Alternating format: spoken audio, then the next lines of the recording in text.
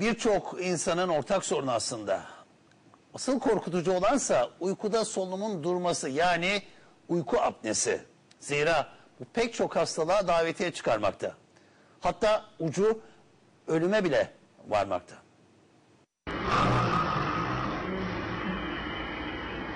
Bu ses aslında onlarca hastalığın habercisi olabilir. Uyku sırasında baş gösteren uyku apnesi ölüme kadar götüren hastalıkların sebebi olabilir. Apne sendromu uyku sırasında nefesinizin saniyelerce durmasına yol açan sinsi ve fark edilmesi zor bir hastalık. Nefesinin gecede 400-500 defa durabildiğini, bu durmaların bazen 1-1,5 dakikaya kadar uzayabildiğini hissedemiyor. Her yaşta görülebilen uyku apnesi sendromunda risk grubunda başta erkekler yer alıyor. 40 yaş üstü erkekler şişman, kısa boylu, kısa boyunlu, küçük çeneli, küçük ağızlı, diş yapısı birazcık farklı, alt çene geriye doğru, üst çene önde olan erkeklerin çok dikkat etmesi gerekiyor. Kadınlarda nispeten daha geç yaşlarda, menopoz sonrası dönemde belirtiler başlıyor. Eğer tedavi olmazsanız ölüme bir nevi davetiye çıkartıyorsunuz. Gece terleyen, gece tuvalete giden hastalar, eğer beraberinde kilo veremiyorlarsa, bir diyabete yatkınlık varsa ve hipertansiyonu varsa artık son aşamaya gelmiş demeklerdir. Bunların özellikle hastalığı çok ciddiye alması lazım. Dolayısıyla kalp krizi ve felce artık ramak kalmış demektir. Uyku apnesi sendromu tedavi edilebilir bir hastalık. Tedavide ilaç dışı yöntemler kullanılabiliyor. Buruna takılan küçük bir burun tıkacı diyeyim. Oradan verilen hafif basınçlı bir havayla ağız içinde bir basınç oluşturuyoruz.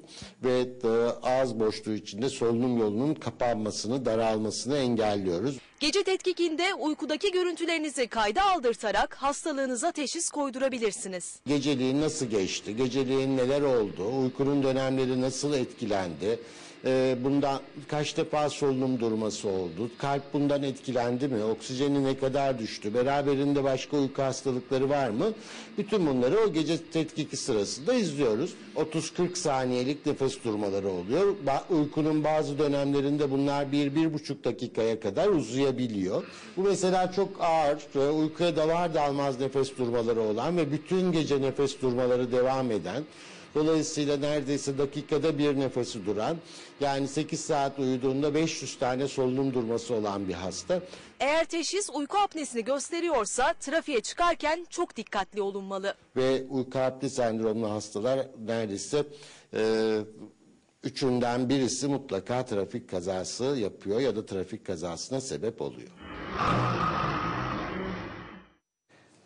Takvim yapraklarında deniyor ki yarın Dünya Sigarayı Bırakma Günü. Dileyen tiryaki için aslında her gün sigarayı bırakma günü. Evet, tüm dünyada olduğu gibi Türkiye genelinde de sigarayla savaş için çeşitli kampanyalar gerçekleştiriliyor. Kastamonu'nun Kürek Kaymakamlığı da örnek bir kampanyaya imza attı. İlçedeki tüm mülki amirler eğer kaçamak yapmıyorlarsa, gerçekse sigarayı bıraktı.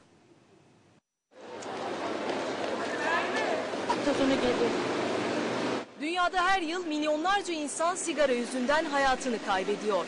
Bu ölümcül alışkanlıkla savaşabilmek ve insanların bilinçlenmesini sağlamak için tüm dünyada olduğu gibi Türkiye'de de yüzlerce kampanya düzenleniyor.